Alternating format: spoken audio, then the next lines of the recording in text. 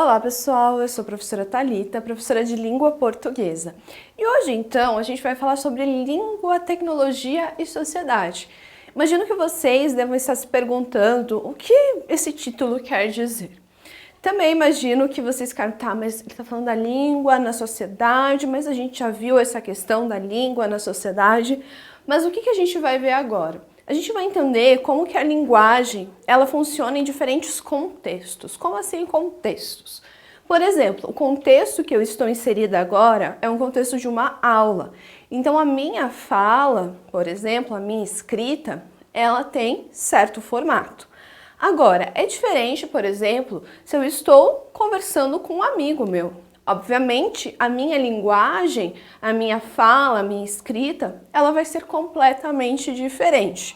Então, gente, uma coisa que nós vemos que está influenciando bastante na escrita é a escrita ou, né, a produção de fala em meio digital. Vamos entender como é isso.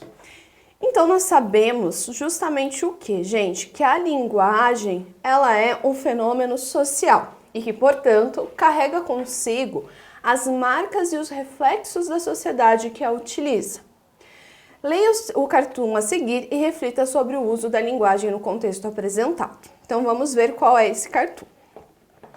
Nós temos aqui, né, provavelmente um pai e uma mãe conversando com um filho que está em frente ao computador. Achamos que você passa tempo demais batendo papo na internet. E ele responde, não é verdade. Gente, então o que nós percebemos aqui? Que o contexto, né, por conta dessas tecnologias, ele tem sido diferente. Então a gente pode perceber que justamente o quê? Nós estamos numa sociedade que possui tecnologia atualmente. Então essa inserção da tecnologia na nossa sociedade fez justamente com o quê? Que nós mudássemos a nossa forma de nos comunicarmos. Como a gente pode perceber ali no cartoon, né, o menino, ele utiliza, então, o não.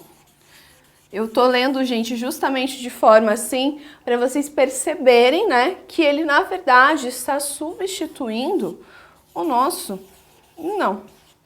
Então, essa inserção do mundo digital fez justamente com que ele mudasse a sua linguagem, a sua forma de se expressar. Além disso, nós podemos perceber também que ele insere um desenho ali, né? Que é justamente esse daqui. Então, gente, também nós temos a inserção de elementos que trazem emoção para o texto. Então, a gente já vai falar melhor sobre isso. A respeito desse cartoon, a gente vai responder, então, algumas questões. Primeira delas, em que se baseia o humor do quadrinho? Então, gente, o humor, lembrando lá, da língua portuguesa, tem muita gente que associa humor a algo engraçado, mas para a língua portuguesa, gente, o humor ele é uma quebra de expectativa. Ou seja, normalmente a gente espera que a pessoa responda de uma forma, ela haja de uma certa forma. Então, quando há humor para nós da língua portuguesa, é quando ela foge do que se espera. Então, essa quebra de expectativa é que gera humor. Então ali, vou dar um minuto, vocês pausam o vídeo e vocês pensem o que, né, vai trazer o humor nesse quadrinho. Então, gente, o humor ali está no fato de que o jovem discorda da afirmação dos pais, de que passa muito tempo na internet, mas para respondê-los, utiliza uma linguagem típica da internet, o que confirma a opinião deles. Então, gente, ali, a gente espera que o menino fale, ai, pior que é verdade, justamente porque ele está em frente ao computador. Então, espera-se que ele admita isso. Porém, ele quebra, então, essa expectativa e fala que não. Só que além dele discordar dos pais, ele também traz, então, para sua resposta, né, essa linguagem que a gente pôde ver ali, que é uma linguagem que se utiliza muito na internet. Então a gente pode perceber que a resposta não condiz com a atitude dele, porque ele está em frente a uma máquina e ele está ali provavelmente conversando com alguém de forma online. Segunda questão. Que marcas de linguagem da internet você é capaz de reconhecer no texto? O que elas significam? Por que são utilizadas?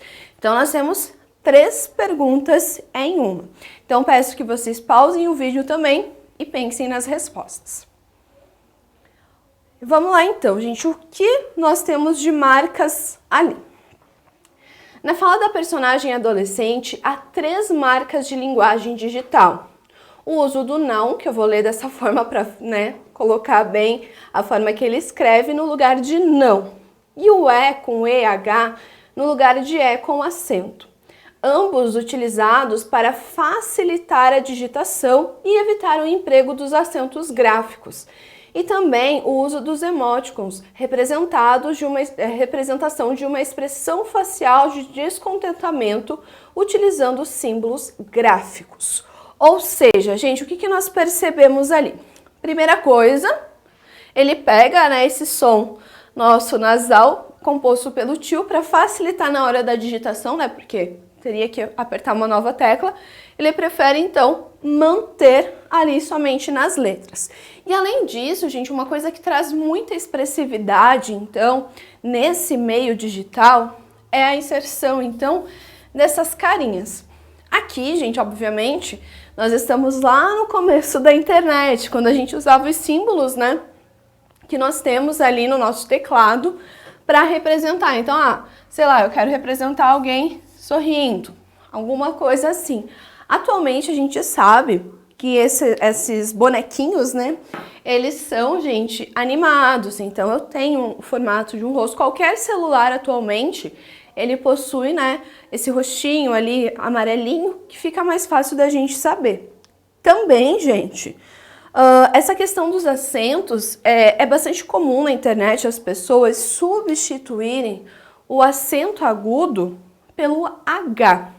Então ali a gente teve o exemplo do mas algumas pessoas, no lugar do verbo, a gente já tem uma diferenciação, a gente tem o está. As pessoas já reduziram para o tá. E na internet nós encontramos essa construção. Então a gente percebe como a linguagem vai sendo trabalhada.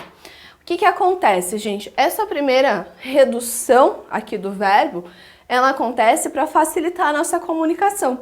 Tanto que, normalmente, quando nós não estamos preocupados com a nossa fala, nós produzimos o tá. Agora, se eu estou, mais preocupada e tudo mais, eu coloco o está. E se eu estou muitas vezes em meios digitais, eu uso o T, o A e o H. Então, são diferentes formas de se comunicar, dependendo do nosso contexto. E a nossa última questão, gente. Você costuma utilizar uma linguagem específica em suas práticas digitais?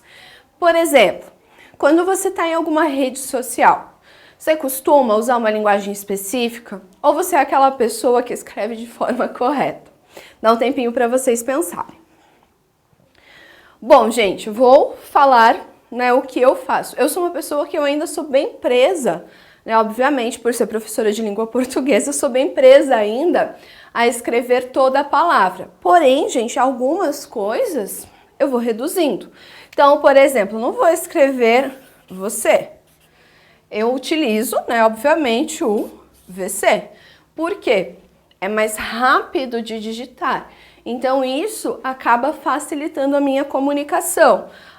Eu não utilizo a palavra também. A gente utiliza, TBM. Então, existem diferentes formas de supressão, mas confesso eu que às vezes eu tenho até uma certa dificuldade em entender o que a galera coloca nas redes sociais, porque algumas pessoas, elas utilizam algumas palavras que realmente eu não conheço. Ou então eles fazem reduções, essas daqui são reduções bem simples. Mas existem pessoas que fazem umas reduções muito grandes das palavras e confesso que eu acabo não sabendo entender ali o que a pessoa está querendo dizer. Também a gente tem que lembrar que o inglês também influencia, tá, gente? Justamente porque grande parte dessas redes sociais que nós temos atualmente, elas são originárias em inglês. Então a gente acaba trazendo para a nossa língua também algumas palavras emprestadas do inglês. Mas a gente vai continuar entendendo como isso funciona, tá bom, gente? Então espero ter ajudado vocês em mais uma aula de língua portuguesa. Até a próxima!